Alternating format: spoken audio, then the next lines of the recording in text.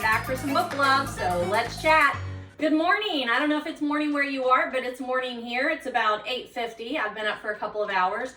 I have to leave, excuse me, I have to leave about 11 o'clock, but I feel like that's enough time for me to squeeze in a book video because I'll be traveling this weekend.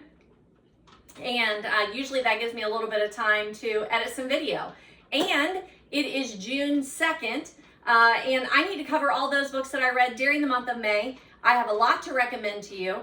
And then I finally, if you are new here, I'm a high school English teacher. And if you're not, then you know that it's quite busy during the school year. But school ended last Tuesday, a week ago, was our last work day. And so I've had a couple of days, that was my phone, I haven't silenced it yet.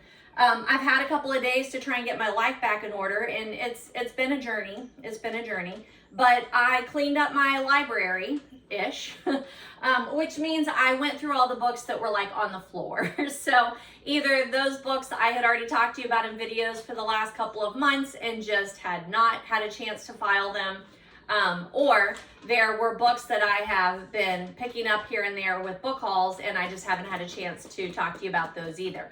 So I plan on doing both of those things, talking to you about the books that I read during the month of May, and then also talking to you about my book haul. And then maybe even we'll get a little bit into a little bit of summer reading, but I doubt it, just because I don't have that much time.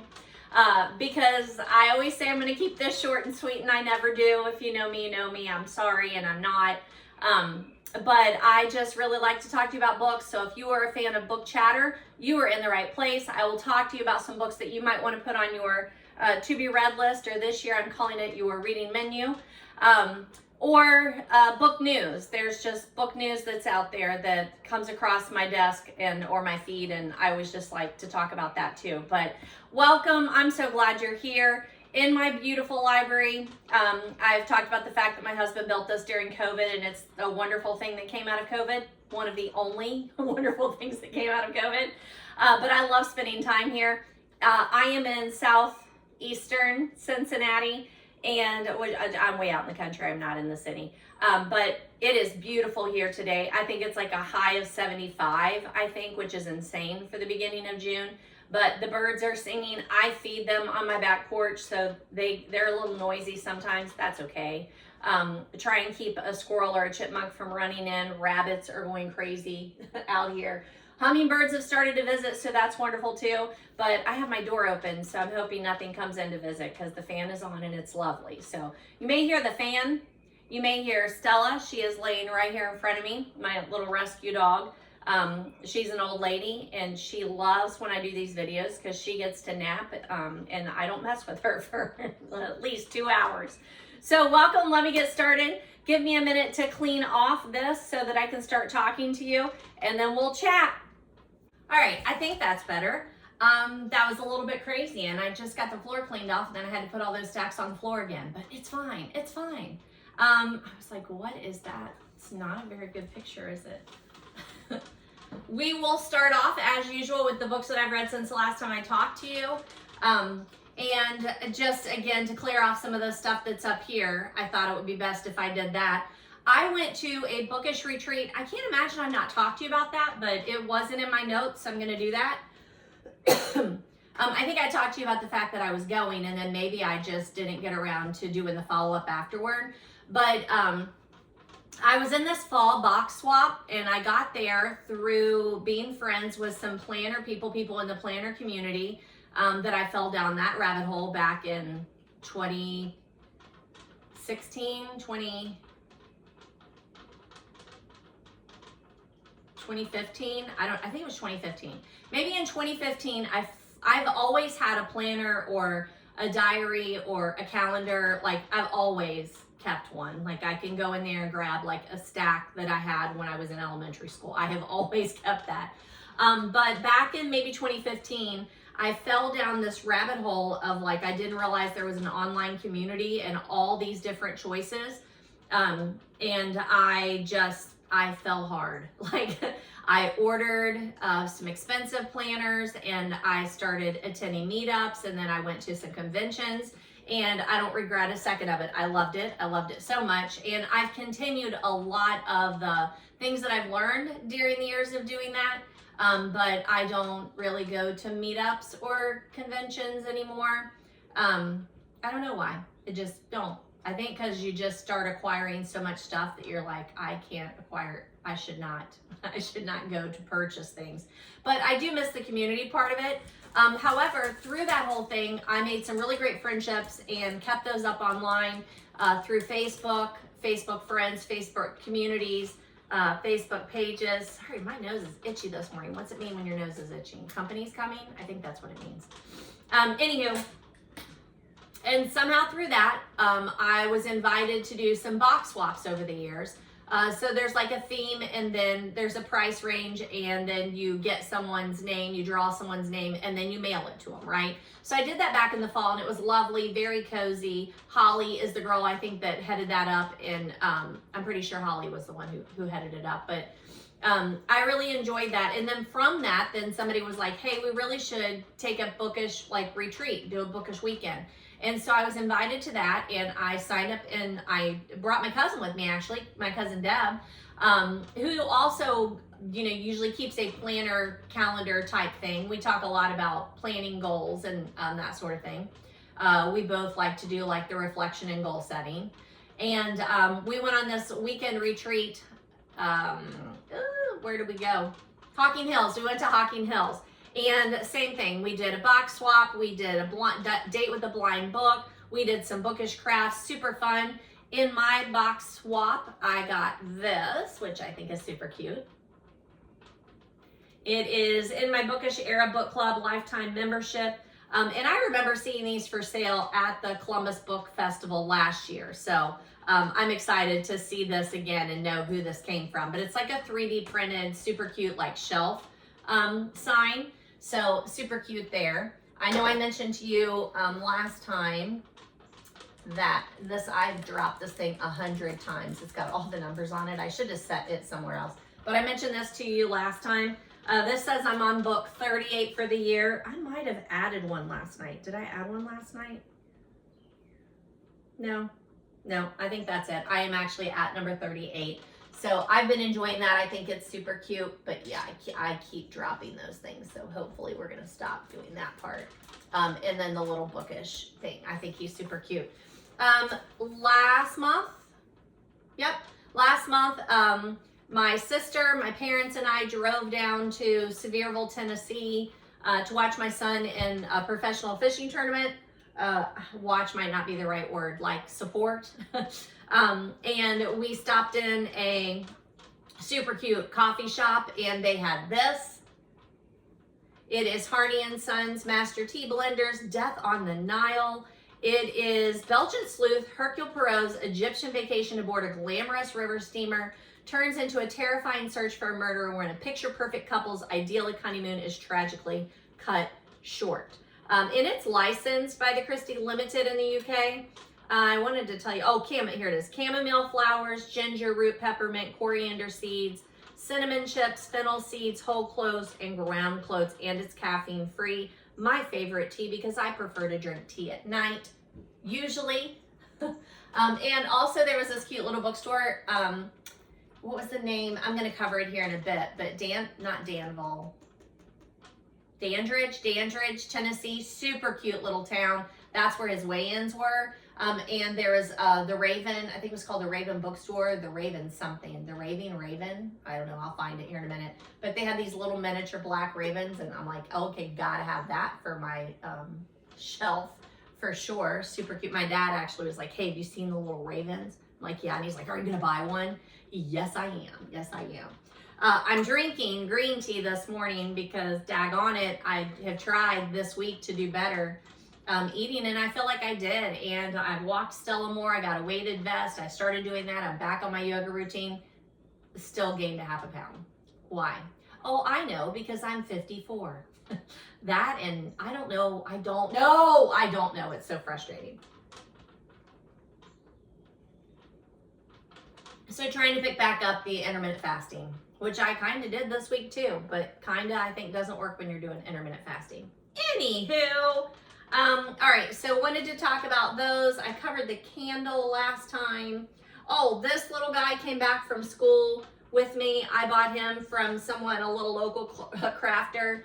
I don't know if he's going to translate great on time, but he sits on my shelf, my desk actually. He sits on my desk at school, and I had a different planter in him at school, and somebody even put googly eyes right here, so it looked like he was reading. So I've got to get some googly eyes and put on there because I changed the planter and put that guy outside for the summer.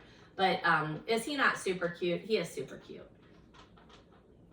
So I thought you would appreciate that. All right. Oh, wait. Columbus Book Festival. I'm just going to go ahead and do these guys first. Columbus Book Festival is coming up in July. Look it up. It's highly, highly worth going to. Great panels, great featured speakers, great vendors.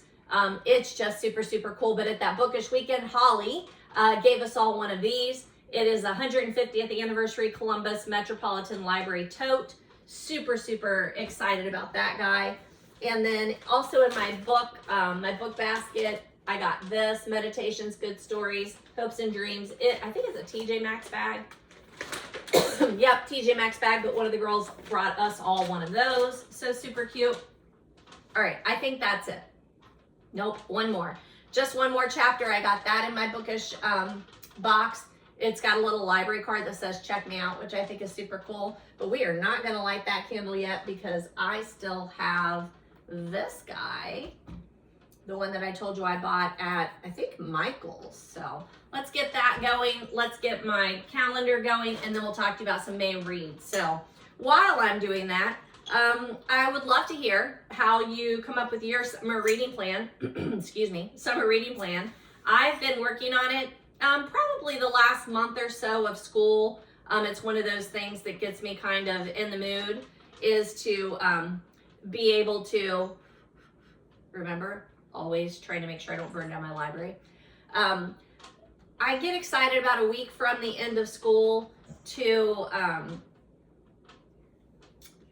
start my summer plans, and those do include my summer reading plans. But this year, I've struggled because I already made my reading plan for the year. So I tried to pull the ones that I thought I could complete this summer. And I'm not going to talk too much about that, but they're over there. But yeah, I've struggled a little bit with my reading plans, and I'm not really sure why, but it's okay.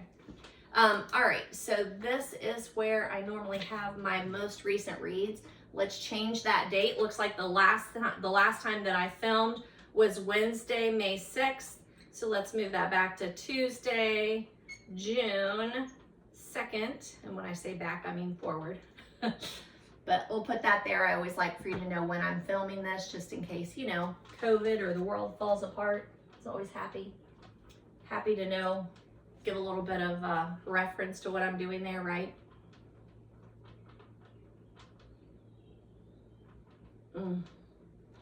That is so good. All right. So the last book that I talked to you about was Agatha Christie's The Clocks. And the first book that I read in May, which is where I'm starting, I don't have a copy of it. I read it on my Kindle, and I'm not sure how I ended up on my Kindle because I didn't check it out. It was already in my Kindle. So probably came from one of those Stuff Your Kindles day. If you're a Kindle owner and you don't know about Stuff Your Kindle days, just Google it, because I don't know when they are, but they happen maybe 3 or 4 times a year. And often on those days, I go through and I check the genres that I most like to read on my Kindle, which are usually cozies. And I picked this one up at some point. I think that's where it came from. But this is Brewing Up Trouble, Ivy Botany's #1 by Constance Barker. I have not read Constance Barker before. I enjoyed it. I probably won't continue with the series just because I've got enough cozy series moving. And I know that sounds like when you say never say you have enough books, but seriously, I've got too many cozy series going on. But I did enjoy it. It was fun. I did an e-reader, and I usually like to do my cozies with audio, but it has some supernatural in it. So it's a cozy mystery, but it's a supernatural cozy mystery. It is based around a botany shop, and that was really fun. I really like the characters. I really like the setting. I really like the storyline. Little bit, I don't know if edgier is really the word that I want to use, but there's some language in there. There's a lot of sexual innuendos, but not it's not overly done. Like, it's really well done. I really did enjoy it. Witches, botanists, potions, spells, ghosts, covens, a lighthouse, a drag queen. There's all kinds of fun things in here. It's a super fun one. I think it would be a super fun, like, listen, if you like to listen to cozies while you walk or drive, like, this would keep your interest. And of course, it's got that hate to love kind of thing going on. Not completely. I'm sure that it's going to get developed as the season goes on, but I really enjoyed this one. It is Brewing Up Trouble, Ivy Botany Shop #1 by Constance Baker. That was my 30th book of the year. 31st, I also don't have a copy of. I listened to this on audio, but it was Louise Penny's A Rule Against Murder, Chief Inspector Armand Gamache, the 4th book in the series. I've read all of these books, some of them multiple times. Louise Penny is one of those authors that, like, somehow I stumbled upon her. She had been mentioned to me a couple of times. So I finally just picked up a book and read it, and then realized that it was a series, and I read a couple, and then I'm like, you know what? I'm going back and starting at the beginning because I really like this author and I really like this series. So it is more of a traditional mystery slash thriller, I would say. It's cozy, but it's not a cozy mystery. I know I keep looking, but it's because things are like flying in the house. So more of a classic mystery, but it is in modern times. I love this series. Lately, I do feel like I've been reading them at the perfect time because the last one I read was at the beginning of Easter, and then this one was at the beginning of summer, so it just seems like it's coming right up on the perfect time. I would suggest, if you've never read Louise Penny and you are someone like me who sets out a reading calendar and you know when you're going to start certain things, if you've not read Louise Penny, like, obviously I want you to listen or read her right now, but Thanksgiving is the perfect time to start because her #1, Still Life, takes place during Thanksgiving, and then the next one takes place during winter, and then the next one takes place during spring. So I don't know that she worked it out that way, but it really does work. It is definitely a series that, even though I did at first pick up a couple of books randomly, I was really missing the backstory, and this is a series that you really want to start at the beginning. If you're finding this now, you really want to start at the beginning because it has a fabulous arc in several different parts of the story. I mean, it's so good, and you get enough of the arc of the story and then enough of like a mystery that's just going to be in this one book that it's like the perfect menu. I mean, I love it so much. The latest one continues to weave the story of Chief Inspector Gamache of the Street du Quebec. I don't know if I'm saying that right. I can't remember. But you have a lot of your regular characters that are in there. And then this one specifically focuses on Peter and Clara Morrow, who you've met in the other books if you've read the series in order. I think that Louise Penny gets recommended to me a lot because people think that it might be a cozy mystery, but it's not. It takes place in the countryside. It's very much more Agatha Christie-ish than it is. Oh man, unfortunately, I did let a big wasp in here. But it's more Agatha Christie than it is cozy mystery. And I love Agatha Christie more than I like cozy mysteries. So I think that that's why it gets recommended to me a lot. But I highly recommend any of Louise Penny's books. So then the next one, I realized that I had completed all of the stories in this Hercule Poirot's Casebook. So I went back and reviewed those, but it has excerpts of short stories from Poirot Investigates, Dead Man's Mirror, The Regatta Mystery, The Labors of Hercules, Three Blind Mice, The Underdog, and Double Sin. So if at any time that you want to see like, oh my gosh, that's massive, how's that an Agatha Christie? There are so many short stories in here that all are her short stories that focus on Hercule Poirot. And this is just a good way, like every once in a while we would come to a short story collection and I just was missing something. So this was a nice way to be able to pick those up. So there's that. It's a beautiful, beautiful book. This is my number 32 reading for the year. And again, I had already read all of the stories in there. It just occurred to me that I had completed that actual collection. And I can't imagine that you don't know, but if you're new here, maybe you don't know, I started a group that is reading Agatha Christie in chronological order back in 2022. I think that's right. And since then, we have just continuously read Agatha Christie's works in chronological order. I think we just hit 70, if I'm not mistaken. And you're like, how is that? Because I think she only has 66 novels. We are reading according to the list on the official Agatha Christie website in chronological order. So it will include novels and then short story collections. So that's why we're at 70. But we are rounding third base, I would say, in our chronological reading of Agatha Christie. And then I also noticed that we had finished all of the stories in this, so you could tell I did a little catching up, right? But this is Agatha Christie, 13 Clues for Miss Marple, and we've talked about these vintage covers. When you look on there and you see, like, it'll have at least 3 clues that have to do with the actual book. And this one is a collection of short stories, Tape Measure Murder, Strange Jest, Sanctuary, Greenshaw's Folly. Those are the last 2 that I had to finish up. The Case of the Perfect Maid, and Sanctuary and Greenshaw's Folly were in Double Sin, which we just finished not too long ago. The Case of the Perfect Maid, The Case of the Caretaker, The Blue Geranium, The Companion, The 4 Suspects, Motive versus Opportunity, The Thumbmark of St. Peter, The Bloodstained Pavement, and The Herb of Death. And I have said Hercule Poirot is my favorite, but I am getting to know Miss Marple better. The last one, and I think I'm reviewing it this time, the last one that we did of Miss Marple, I felt like we really got to know her since, Caribbean, that was what it is, A Caribbean Murder. We really got to know her a little bit better and her humor, so I do like her more than I have been liking her, but Hercule Poirot is always going to be my favorite. But that was our number 33 for the year. And then I noticed that I had also finished all of the ones that are in this one. Agatha Christie's Surprise, Surprise, featuring Hercule Poirot, Miss Marple, Harley Quinn, and Mr. Parker Pyne.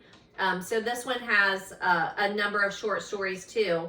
And I think Double Sin is the last one that I had to finish in here, and Greenshaw's Folly again. Were the last 2 that I needed to finish up before I completed that collection. So that was number 34. And that's a good way to get to know a lot of her characters, because that one has Hercule Poirot, Miss Marple, Harley Quinn, and Mr. Parker Pyne. So that's a little bit crazy. So I had read this back when my son was at home, but I had a student in class this year whose name was David, and I often reference this book, No David, by David Shannon. And then I even took it in at the end of the year to read to him, because I thought that they would really appreciate this page. But then things got crazy and I didn't get to actually read it to them. But they are a class that they're like, yes, Miss Lovin, we know what book you're talking about. You're so funny. But I say that I will really, really miss David. He was a ball of sunshine this year in my class. I had a really good group of students this year that I really enjoyed and made some real close relationships with. And it's always sad to see them go at the end. And I say always, but I think it really is. I've just really been blessed with some good students. So I wanted to throw that one out there. And I didn't number it because I had completed it in the past, but I did add a review on Goodreads for that one. Okay, so then the next one, I have 2 books, A Caribbean Murder, and that's a really cool edition. This is from Dodd Mead. It is a book club edition. It's got that it was published in, or copyright 1964. And this is one of the things that I love about this, that it's got that dedication in there. To my old friend, John Crookshank Rose, with happy memories of my visit to the West Indies. And when I was talking about this with my group, I'm like, Crookshanks? That's Hermione's cat's name. Do you think that J.K. Rowling was thinking about Agatha Christie and Crookshanks? But then one of our members said no, she had looked it up, and Crookshanks is a reference to something else. So just going to throw that out there. And then this is the other one. This is an updated copy. This is the one that I actually made my notes in. It says a Miss Marple mystery, Agatha Christie, a Caribbean mystery, and it's from Signet. Not quite as pretty, but it's there. But this was our number 70 reading of Agatha Christie. It's the 11th Miss Jane Marple novel. Is that right? I think that's right. Reading Agatha in chronological order. We are in 1960 publishing, so we've really seen Agatha grow and get a little bit more with the times in this one, but there is still some uncomfortable race talk in here. Let's put it that way. Not super overt, but just interesting. It makes for a good conversation. I highly recommend the podcast all about Agatha. I mean, it's just phenomenal and does a really good job, I think, on this one of talking about the things around the book, and I just really enjoyed it. I thought it was great. I listened to the audio, the one narrated by Amelia Fox, but there's also another one that's narrated by Joan Hickson. There's also a BBC radio production. I listened to that. That's more like a performance. Super well done. If you've not read any Agatha Christie and you're thinking about getting started, I think that is a great place to start, are the BBC productions that are the radio ones. I mean, they're phenomenal. I watched all of the adaptations of this one, and they're all very well done and stick very close to the story. If you watch my videos a couple of times ago, what was it? The Pale Horse. The Pale Horse has several adaptations that just make me angry. They just make me angry.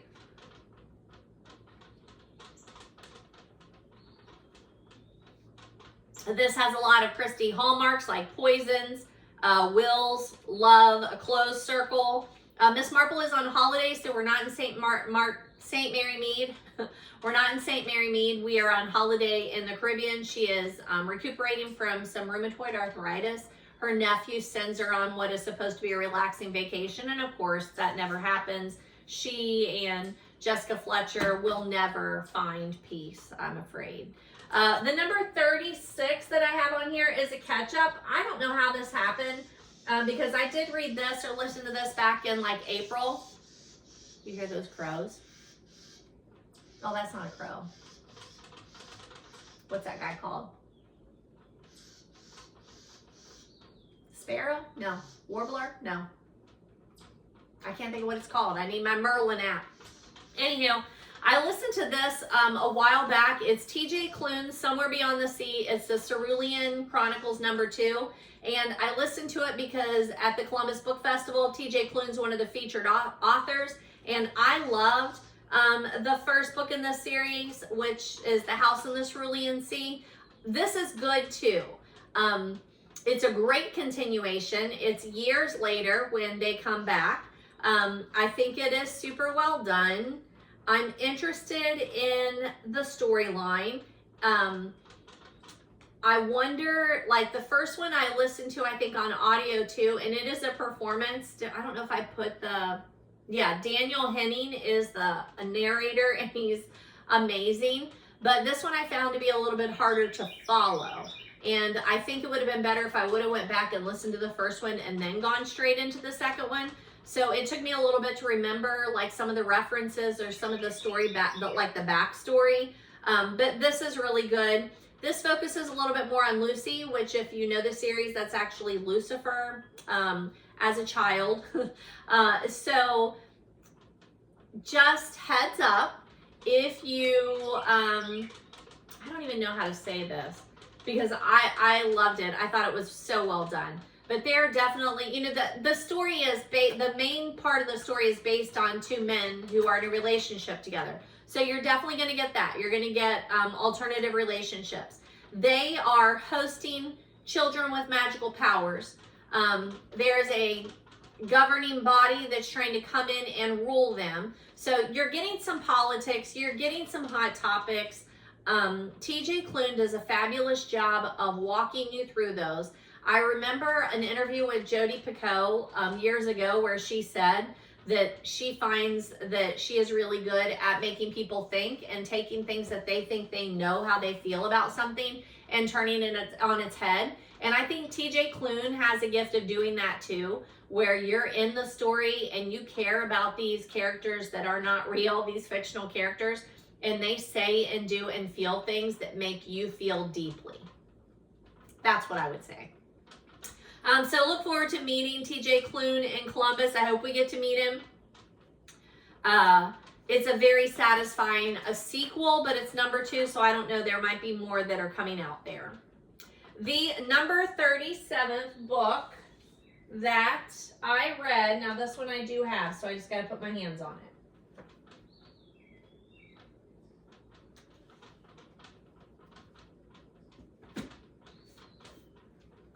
Good Girl, Bad Blood.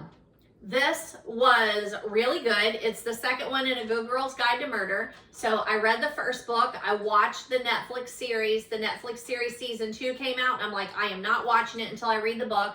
I did this on audio. It's super good audio. It's not straightforward, just reading of the story. I don't know that I would call it a production quite though, but there are different voices that come in, and that really lends itself to the format of the book, which is, remember, she's doing a podcast. And I say remember, I don't know if you've read the first one. If you've not, go back and read the first book, watch the series on Netflix, super well done.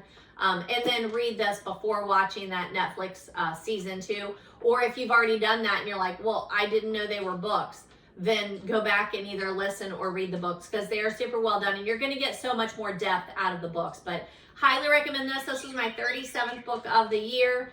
I have a third one that's in the series, so I'll put that on my short stack, because I'm sure they'll do a series 3. I would be very surprised if it doesn't get renewed for another season, because it is so well done.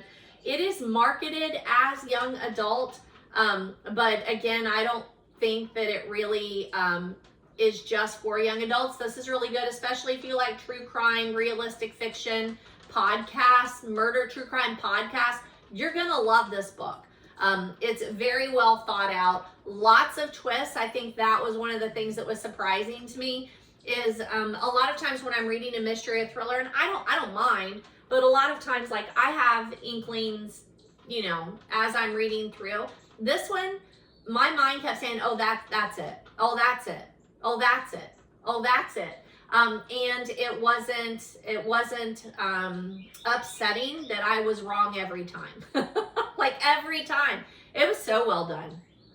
Another thing that this particular one does is, in the first one, Pip kind of stumbles onto this. She's doing her senior project. She's going to do it about a girl who went missing years ago, that the town knows about. This one focuses a little bit more on how the whole situation, the reality, hit Pip and affected her in her mental health and her life. Like, it really dives into that. So I thought that was a good way to take it. It slows things down a little bit. And it also has a lot to do with Ravi and Pip's relationship, which I think is super cool. Really, really, really like that one. So here's that first one. I had pulled it, Good Girl's Guide to Murder. I don't know, when did I read that? And then this says the final A Good Girl's Guide to Murder novel, As Good as It Gets. So I've picked that up somewhere. And I will put that on my short stack for sure. And then the last one that I've read that I wanted to talk to you about today, Mary Kay Andrews. All right, so I've read a couple of Mary Kay Andrews books in the past.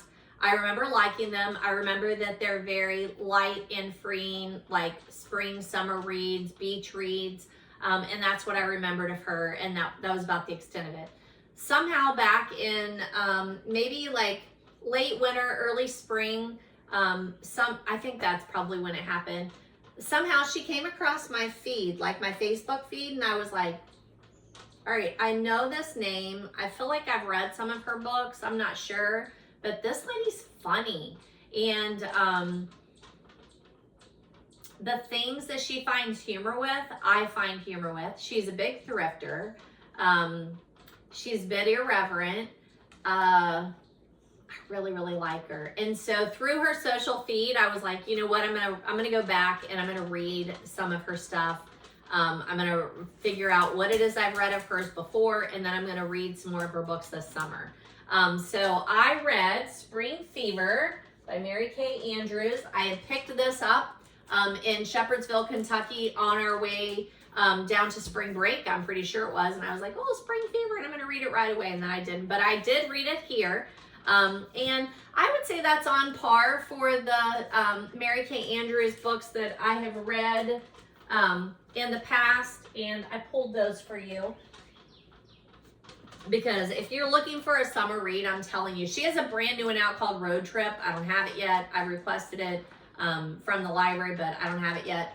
But Savannah Breeze and Summer Rental, these are the two that I've read in the past. So you can kind of see this is kind of her size. And I think that's a great, like, if you're going to the beach for a week, I think that's this is a really, really great size. Look at that. Those are really great sizes. So I read Spring Fever this past week and I loved it. I thought it was great. It's one of those books that, like, I was trying to sneak away and read a lot. I wanted to read it in the morning. I wanted to read it during the day. I wanted to go to bed and early and read it at night. Like, I really, really liked it. If you're someone who's struggling with getting off your phone, like you're just exhausted and you're tired, and at the end of the day you just want to sit and scroll, but then you have looked back on that and you've realized that's really not what you want to do with your life, this will help, because you will look forward to getting in bed and reading this. And I know there were nights that I was like just so dead tired, and I would sit down and I would start reading, and by page 2, like, I'm asleep and my husband is moving the book off of my chest. I get it. But this made me want to read at night rather than scroll. So highly recommend that. I think it was an interesting premise. The main character is divorced, but she's still working for the company that her ex-husband runs with his family. And now he is engaged to be married, and it is not to a nice girl. And the Mary Kay Andrews humor comes through. I had kind of forgotten just how funny her humor is. And I forgot that there's always some spice in there. And then when I look back, I'm like, that's right, I do remember there being some spice in there. So, you know, not like Lucy Score spice. That's my next read. That's why I thought of Lucy Score. But enough spice that, like, it's a fun beach read. So highly recommend it. Main book hook in Shepherdsville, Kentucky is where I picked up the book. They have new and used books. I look forward to stopping there again. We're headed down that way on Wednesday, so I need to look up the hours. I need to make a note. I need to look up the hours because I would really like to stop in there on my way down. You get some Southern charm in there. This takes place, where does it take place? You know, I mean, it felt very Southern. Like, I don't know, was it in Georgia? No, Pasco, North Carolina is home of the Quixie cherry soda. So it is very North Carolina-ish, and Mary Kay Andrews has a home on Tybee Island, I'm pretty sure, which is South Carolina, but the Carolinas, right? They're kind of the same thing.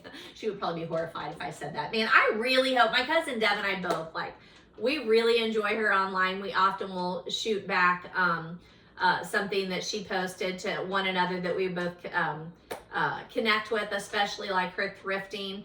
But I would love to get to meet her, go to one of her author talks. She also has a podcast with a couple of other authors you might know. I did not write that down, and I should, so I need to do that and throw it in there. But, and I listen to it too. Hold on a second. I'm not always thrilled about the podcast. I usually turn it on, and then sometimes I listen to whole things and sometimes I don't, but it's Friends in Fiction, 4 best-selling authors, endless stories, and it's Mary Kay Andrews, Kristen Harmel, Christie Woods. I'm having a hard time finding all of them, but it's called Friends in Fiction, and I get it on Apple Podcasts, but I'm sure it's on other stuff too. Can I get it to pinch? No. But they interview other authors. Right now, they're very focused on Mary Kay Andrews' new book that's coming out, Road Trip, because she is on her author's tour. Do you remember here lately I told you I got my haircut and I have these bangs, and I do usually like them, but apparently I didn't spray them enough this morning because they are in my face. I enjoy the podcast sometimes. I don't always listen to the whole thing there. I'm not a huge Kristen Hanna fan, but their conversation is very girlfriend and book clubby. So especially if you don't have a book club of your own, it's a great place to get bookish chatter, and that's probably why you're here. I feel like that's why you're here, is for the bookish chatter. I don't know. But that's the last book that I finished during the month of May. All right, I got to speed this up, don't I? But those are my highlights. I got caught up on a bunch of Christie's. I read another Louise Penny. I kicked off my summer reading with Mary Kay Andrews' Spring Fever. And I'm trying to get in some authors from the Columbus Book Festival. Okay, so that's where we are. I also finally watched It Ends With Us on Netflix yesterday, and the only reason I watched it is because it popped up on my recent leaving soon or something like that, and I've never watched it. So Colleen Hoover, It Ends With Us. I've read it, I've reviewed it, I've talked to you about it. I'm not a huge Colleen Hoover fan, but I do enjoy her books usually. That's not one of my favorites, but the movie was really well done. And my husband was like, what is this? What are you watching? And I told him, I'm like, you know what? I was excited when they were going to make it into a movie, but then all of the hubbub between the two main actresses, that I can't even think of their name, Timothy Chalamet, I don't know. Anywho, whoever those two main people are, I told him she's married to Ryan Reynolds. There was this big thing at the award show. It was drama, and I don't like drama. So I was just I'll watch it or not. It doesn't matter. And I watched it. It was really well done. And in the book, the end of it bothered me. The way that they were at the hospital and the conversation. I don't want to spoil anything in case you haven't watched it or read it, but at the hospital, the conversation that they had in the book, I just thought, that is not the way to go about that conversation. It is dealt with so much better in the movie. Is that possible? But the last conversation in the movie makes so much more sense. The hospital conversation, not the last conversation, makes so much more sense. And then the final scene in the movie, knowing that the next book is It Starts With Us or Begins With Us, It Starts With Us, I think, was just very gratifying. I think if you didn't know that book was out there, the next book, you might be a little irritated by the ending of the movie. So just so you know, go get the book or get the book on audio and listen to it. But It Starts With Us, I enjoyed that book much better than It Ends With Us. Probably because It Ends With Us has that whole topic of spousal abuse. And that just is not usually where I want to spend my time reading. There's that. But highly recommend It Ends With Us, the movie. I thought it was very well done. All right, so I do have a little thing here, and I'm going to skip it for now because I had a lot of book haul that I want to get to with you. So I'm going to skip the next section, but I'm telling you it's here, and then I'll put them back on the table and hopefully do a breakout video this summer on annotating. I had some annotated copies. Jay Asher's 13 Reasons Why, John Green's The Fault in Our Stars, S.E. Hinton's The Outsiders, and J.R.R. Tolkien's The Hobbit.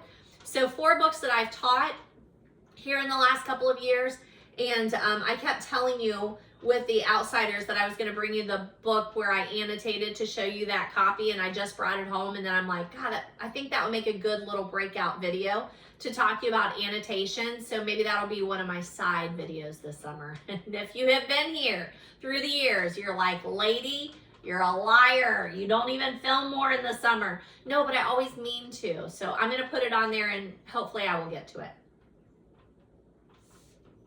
I don't know if I've shown you these earrings. They say Shift. They're typewriter keys, but my friend Sally got them for me years and years ago. And we are going to see her today, and I am super excited about that.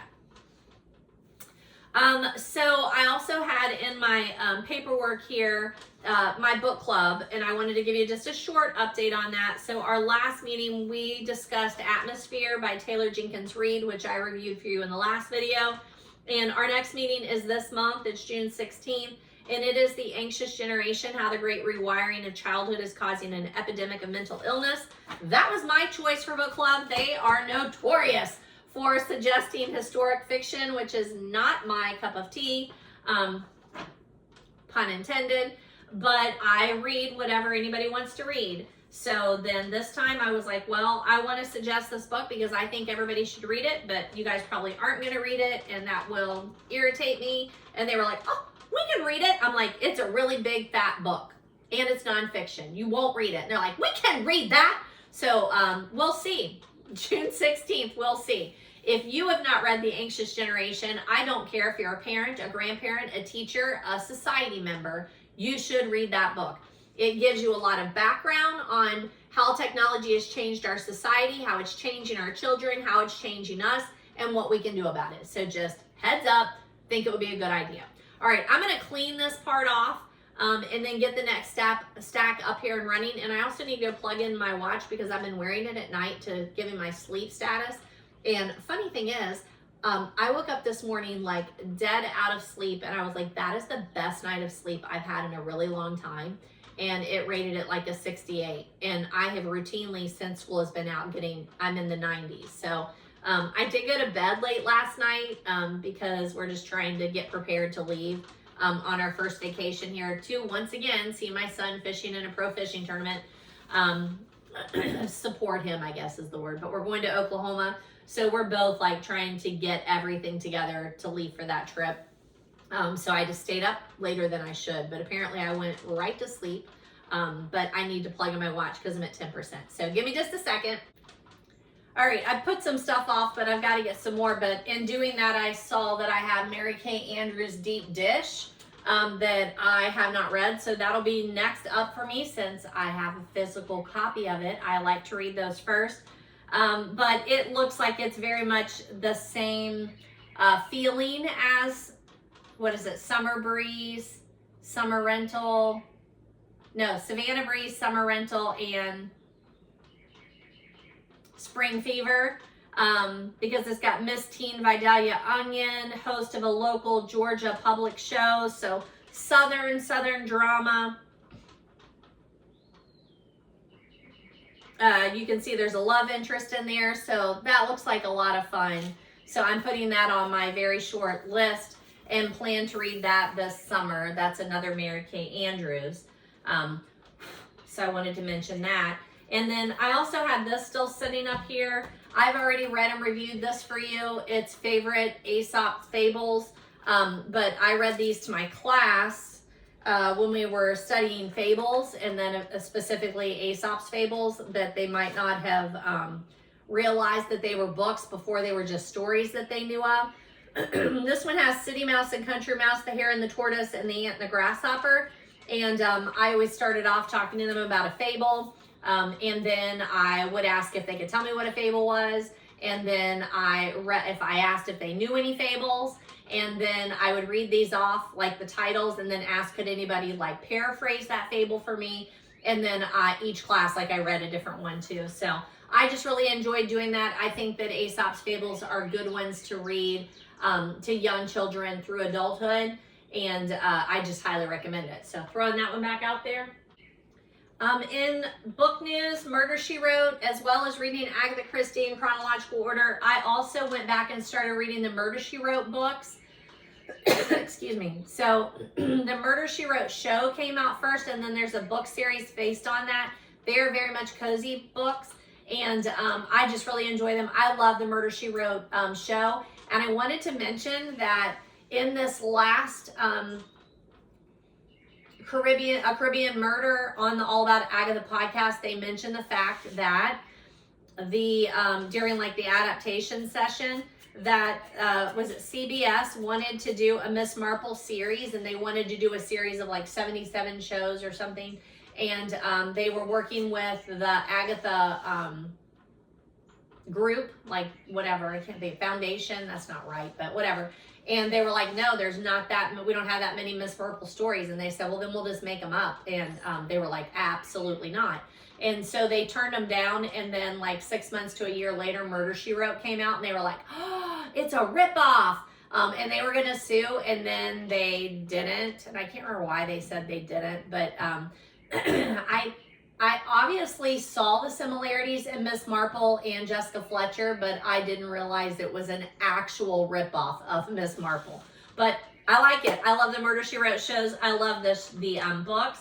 And the next cozy mystery, which is the 63rd in the series, it came out May 12th, and it is called Murder, She Wrote, Murder Most Trivial.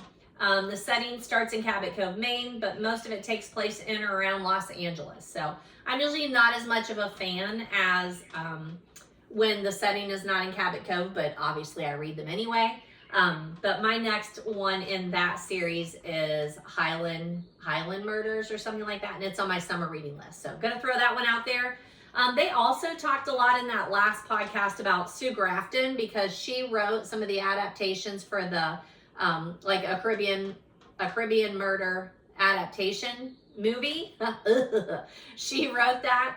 And Sue Grafton, by her own right, is a fabulous author. I've only read 2 of hers, N is for Noose and something, I can't remember what the other one is, but I put her on my summer reading list too because they talk so highly of her, the hosts of All About Agatha, and I respect their opinion. And they said this little thing about the fact that she told her family never to agree to adaptations of her books because she had worked on adaptations and knew like what a slaughter fest that was. And she said she would come back and haunt them if they ever let her books be adapted. So I thought that was really interesting. Again, it's a great podcast episode. I really enjoyed that one. M is for Malice and N is for Noose, I think, are the 2 that I've read. And I reviewed one of those for you. I need to go back and review the other one. All right, that takes me to my bookish haul. And I want to go through some of these. Now, remember, most of my bookish haul are going to be books that I haven't read. So I'll kind of give you a little bit of background, tell you where that I've thrifted some of them, and I've gone to a couple of stores. But some of these have been sitting on my floor for like 6 months or so, or in a stack somewhere. So I just tried to clear all that up within the last couple of days.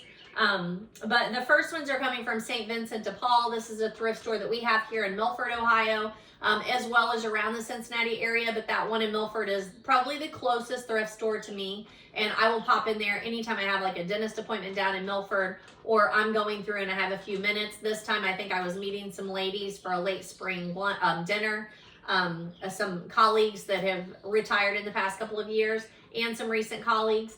And I was a little bit early, so I just swung in real quick to look at their book section, because their books are like $1.50 to $2.50. Like, they're super, super cheap. And it's just like, I can't not bring those home for $1.50, right? But I told my husband yesterday I need to cool it, because some of these are even double stacked. So on my shelf up here, let me look and see. I've got a row of Agatha, another half row of Agatha, and then the Murder, She Wrote series. I've got the Lillian Braun series. I've got the Kate Carlisle series, the other Cozy Mysteries. All of these that are like laying horizontal. Is that right? Yes, horizontal, the horizon. I have not read those. And then I have seasonal books. I have books that I recommend in my classes. Books that I have not read up at the top again, horizontal. I have not read those, and those are authors or like authors that I do recommend, but I haven't read their works in my classes. And then I haven't even gone over that set there, but I don't know why I'm taking you across my entire bookshelf. But like, these are double stacked. These are double stacked. These down here are double stacked. Like, I'm getting too many books, and we do plan on moving within the next 5 years, so I need to cool it. But let's get to that book haul. We don't need that kind of negative talk in here, do we? All right, so I got this one. It's Humans of New York. This is a Facebook page that I follow, and this is it in print form, and it is just lovely. So this is more like a table, coffee table book. But I thought it was super cool, so I'll make my way through that. I think it's just lovely. And because I follow the Facebook page, it just gives you human stories. It's one of my favorite things to do, is listen to stories of the human experience. I really enjoy that.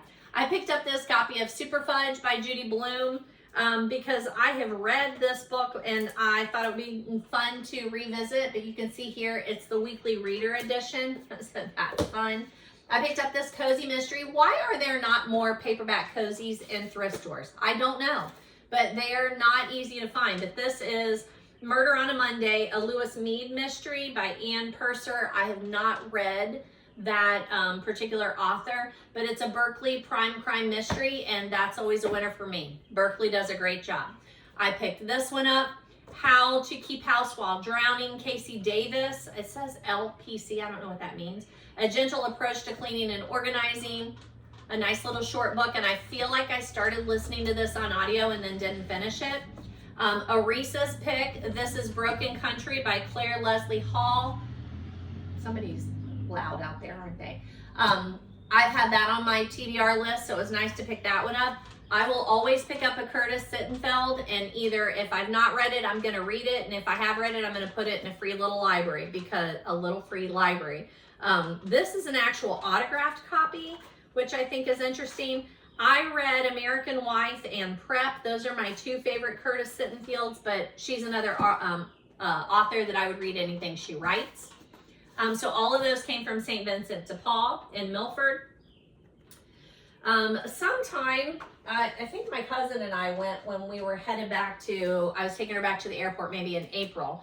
We stopped at the Tome Bookstore in maybe Mount Carmel. I think that's where it is. Here in Cincinnati, and I'm like, I've got to buy something because I love this bookstore and I want to support it. So I bought this. This is Travis Baltree's Bookshops and Bone Dust. Yeah, I think it's the second one in the series to Legends and Lattes, which I absolutely loved. I listened to that one, but look, this has that great edging. So I picked that one up there, and it's beautiful. I don't often pay retail, but I was happy to do it for that one. Half price books, I was looking for something. I don't remember what I went in there looking for, but I always like run through their clearance section, because like both of these were $4. They are hardback books. They retail for $18, and this is a series that I really like. This is the I Hunt Killer series. I would say that might be my most popular series this year in my classroom. People loved this series. And this is I Hunt Killers, Game, and then Blood of My Blood. So I think that's how that goes. I have not read these two, but I really like the I Hunt Killers.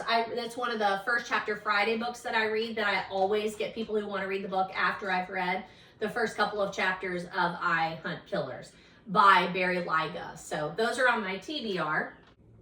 Well, I missed showing you my bookmark that one of the ladies at Bookish Weekend made for us. See, they have our names on them. How cool is that, right? So that was super cool. I thought that was lovely, and I forgot to mention that. We also bedazzled books. Let me find that. So when I say we did bookish crafts, we bedazzled books. So I did this one.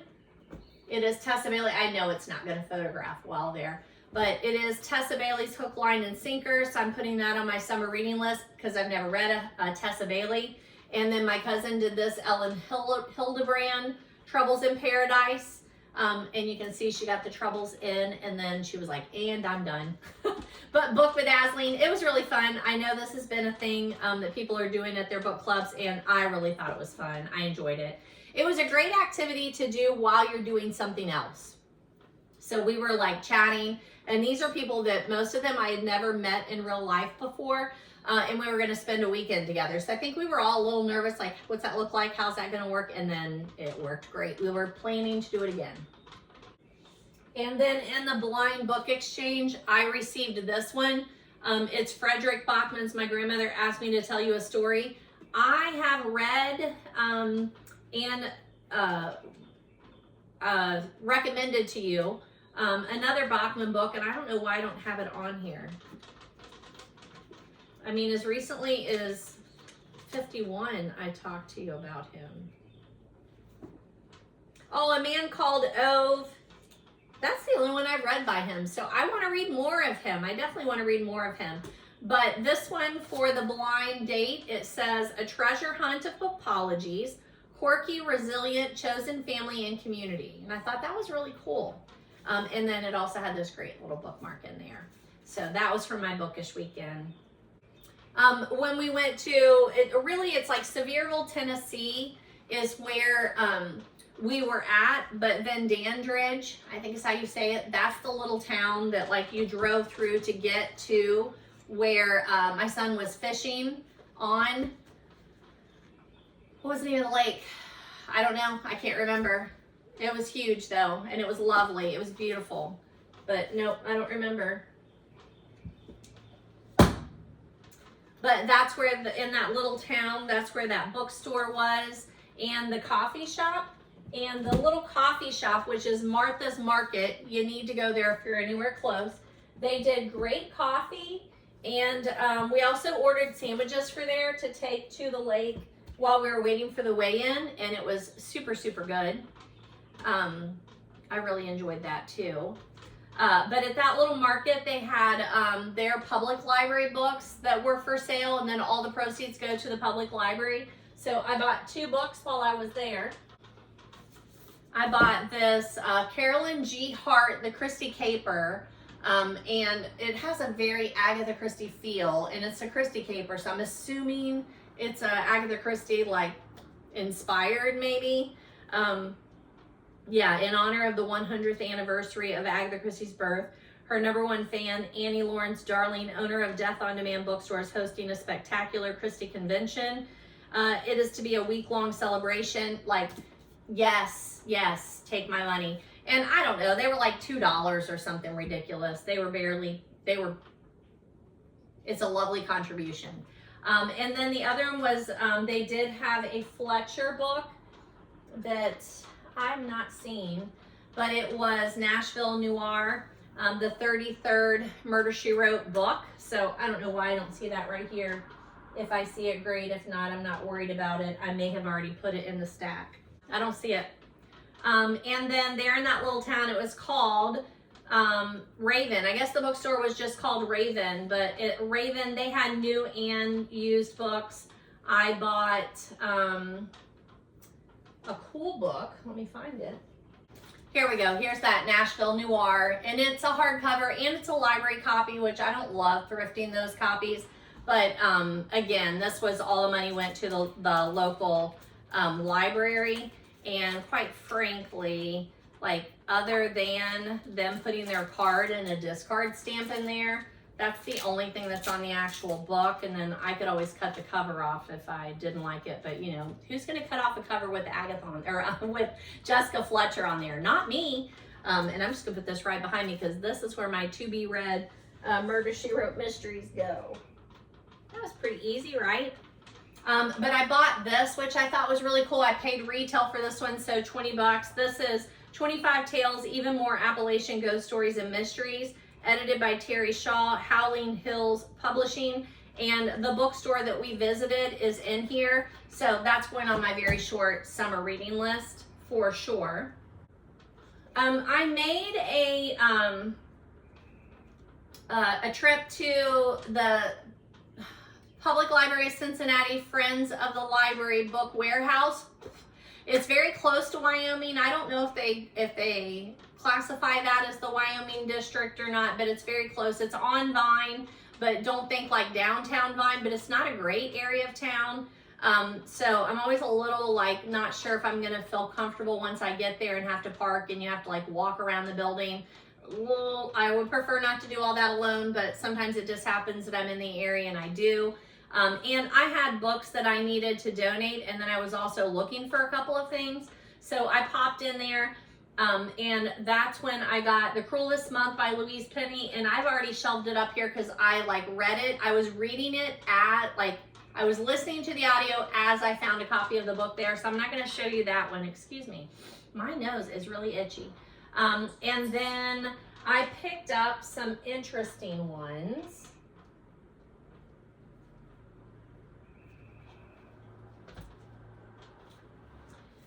I have not read Ellery Queen yet. I need to because it is kind of adjacent to Agatha Christie, but I picked this one up.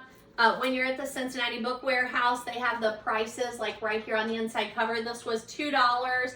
Actually, I want to say that I only paid $1 for it. I think it was on a clearance card. Like, I'm pretty sure it was $1. So I picked that one up, and I got Christie, A Holiday for Murder, which I'm not going to show to you because I've already put it up there.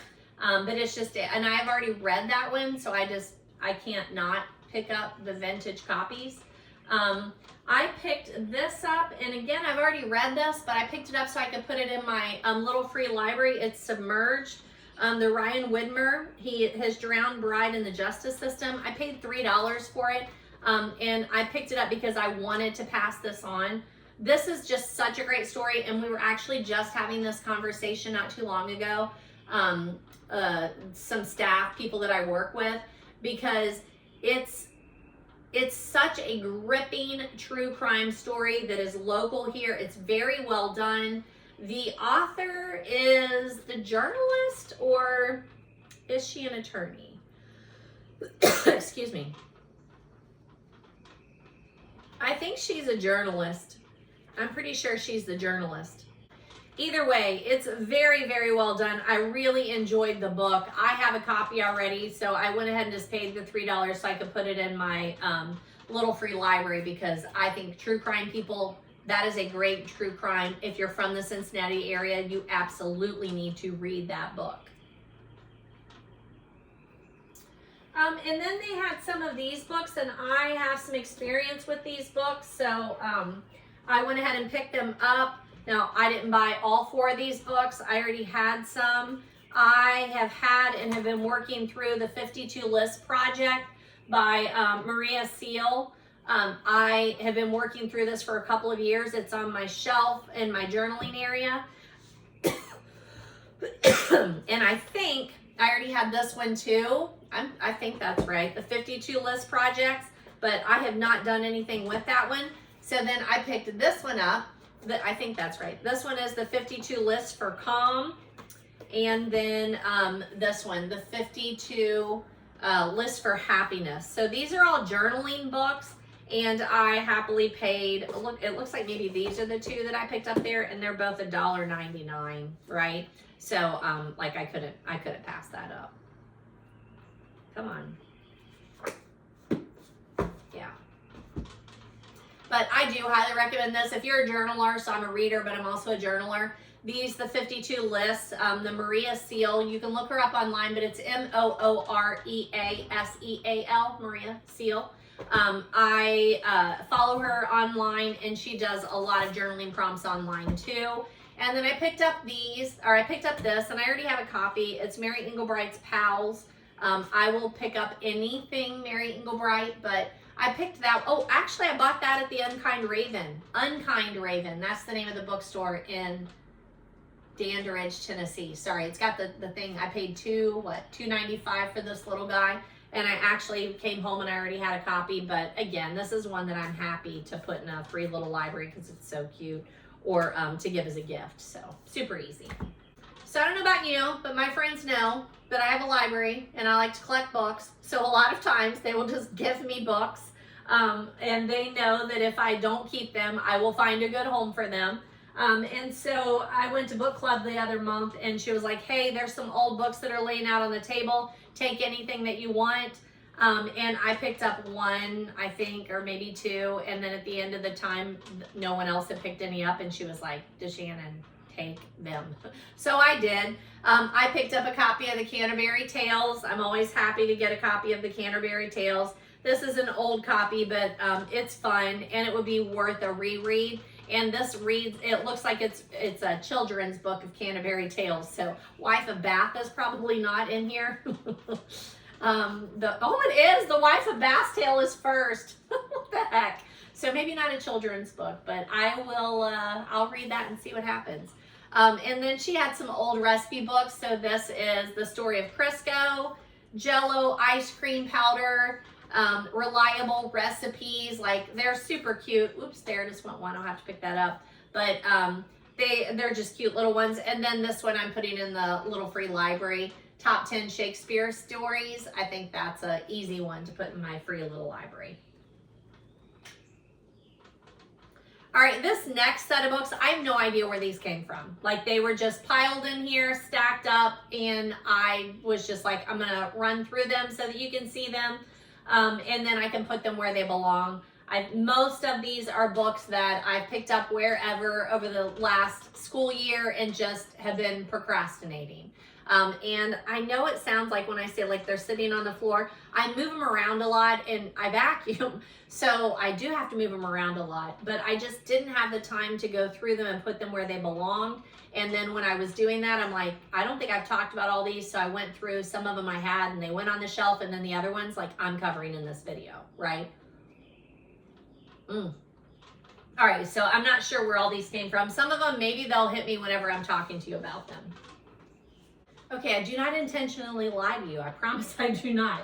I did not already shelve A Holiday for Murder. This is the vintage Agatha Christie that I picked up. And then this is another Ellery Queen. This is the Dutch Shoe Mystery. So this was $1. And look at the, I need to take a picture of that and put it in the opening because it's lovely. But this is the one that I got off of the dollar cart at the Cincinnati Book Warehouse. Whoopsie. I'll pick that back up. Stella probably moved over to the couch. I didn't just hit my dog, I promise. So see, this is like, there's 3, and it's something that I couldn't walk away from, so they must have been super cheap. But A Rex Graves Mystery, Murder at the Dolphin Inn, Murder at Midnight, and Murder of the Bride, and it's C.S. Challoner. So I don't know where these came from, but look, I couldn't not pick them up. They're shelf worthy. Now it's weird because the middle one is discolored, but I don't know where they came from, but they must have been cheap enough that I couldn't pass them up. I think I went to a Goodwill boutique, and I think that's where some of these came from, but I could be wrong because again, their books there are cheap, like $2.99. But this is not a book club edition. Like it doesn't have that on there, but it looks like that. So I just couldn't pass it up. It's called The Waters by Bonnie Jo Campbell, and it says National Book Award finalist. So although I've never heard of her or this book, it starts out on an island in the Great Masaga Swamp, an area known as The Waters, the residents of nearby White Hart, Michigan, herbalist and eccentric Hermine herself, Zook, has healed the local women of their ailments for generations. And I just read that and I'm like, oh my gosh, don't just stand here and read the whole book, just buy the thing. It was super cheap. But that one just looked really intriguing. I also picked up this. I'm a sucker for a book like this, How to Raise a Plant and Make It Love You Back. This is from lawrenceking.com, so I don't recognize that publishing house, but it's beautiful. Like, I don't know, it's just very pretty. So that's another one that I'm like, I really want to take some of these books that would literally take me 30 minutes to read and just read those this summer.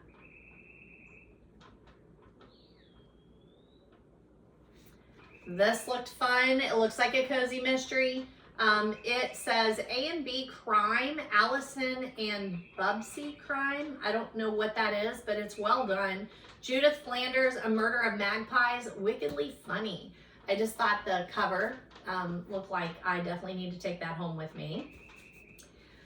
These Passport to Crime books, they're $9.99. My friend, or my cousin Deb and I, cousin both, we look at these and it's something that we're drawn to. Passport to Crime, this is Peter Luffsey, recipient of the Carter Diamond Dagger Award for Lifetime Achievement of Crime Writing, and this one's called The Last Detective. Looks super, super fun. So I picked that one up.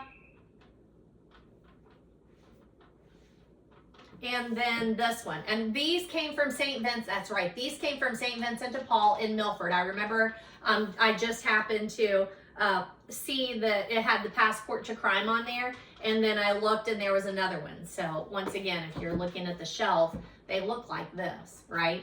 This one's Cara Black, Murder in Marius, I think it is. The first book in the New York Times bestselling Ami Ludwig series, but that looked super fun.